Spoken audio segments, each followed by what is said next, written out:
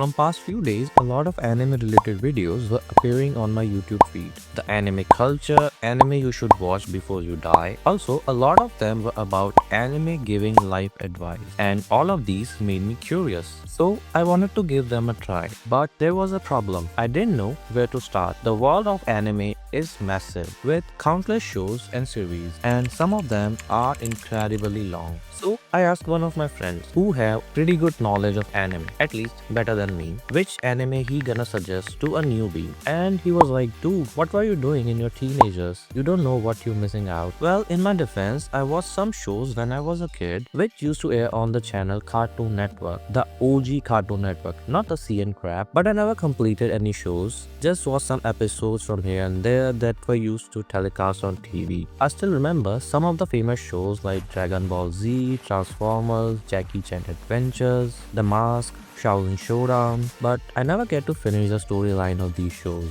And he suggested me to watch Edgerunners, and not gonna lie, I was a little skeptical about it, cause he told me the show is related to the game Cyberpunk 2077. And man, my experience with that game was a disaster. Like everyone else, I tried the game at launch and you know what a buggy mess it was. But he said, give it a try, it's available on Netflix and it's a quick watch, just 10 episodes, and it will change my perspective. And man, I was about to be proven completely wrong. The story revolves around David Martinez, a student whose life spirals around in chaos after losing his mother in a harsh reality of Night City. This anime left a reflection of the world we live in, portraying the divide between the rich and the poor. It shows how the privileged thrive while less fortunate are pushed to desperation, just like David, who was forced into the dangerous life of the Edgerunners. So, Edgerunners are like mercenaries who upgrade their bodies with cyber tech to do the dangerous tasks. But there is a risk involved in each cyber tech. The more cyber tech you get, the more you get closer to become a cyber psycho, which is like going mad and losing all your senses. This constant threat of cyber psychosis adds an emotional layer to the story. Despite the chaotic life, David finds a new family among his Edgerunner crew and pushes himself to grow stronger to protect them. His ultimate sacrifice to save Lucy was both heartbreaking and powerful, portraying him as one of the most memorable protagonists in anime. The show's breathtaking visuals combined with an amazing soundtrack elevated the experience, and the music was so good that I immediately added to my playlist. The anime immersed me so deeply in its lore and world that I not only replayed the game but also bought the DLC, and I even tracked down David's jacket and Rebecca's gun in the game. It was that impactful.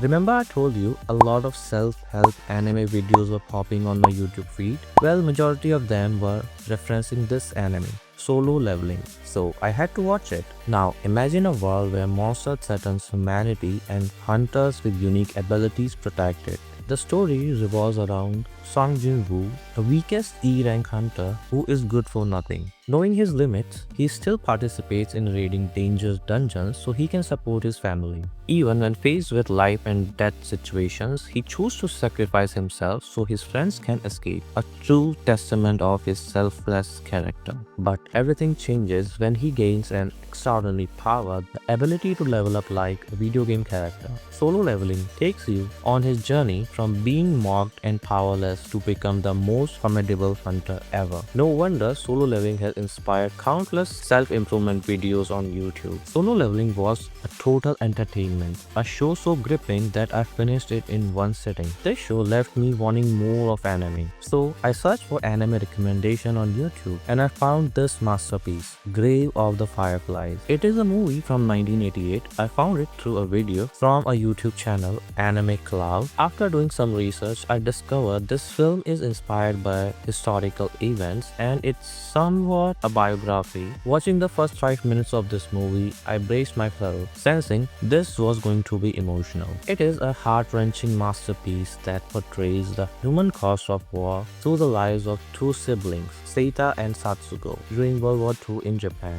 After losing their home and mother to American raids, they struggle to survive on their own in a harsh war-torn world. Living in an abandoned bomb shelter, the siblings face hunger, loss, and the indifference of others, showing the brutality of survival. What makes this film extraordinary is its emotional depth. It's not about the grand battles or heroic feats. Instead, it's focused on the simple, devastating reality of two children trying to find hope. The film exposes the true horrors of war and how cruel and selfish people can be. The animation is old and simple, yet it's beautiful, such as Fireflies symbolizing fleeting life. This movie will move you deeply. While nation fight wars, it's the people who pay the price. This movie doesn't just tell you a story, it leaves a mark. The pain, the beauty, and the sorrow of Sita and Satsuko's journey will stay me for the rest of my life. So, after watching these three anime, what really stood out to me was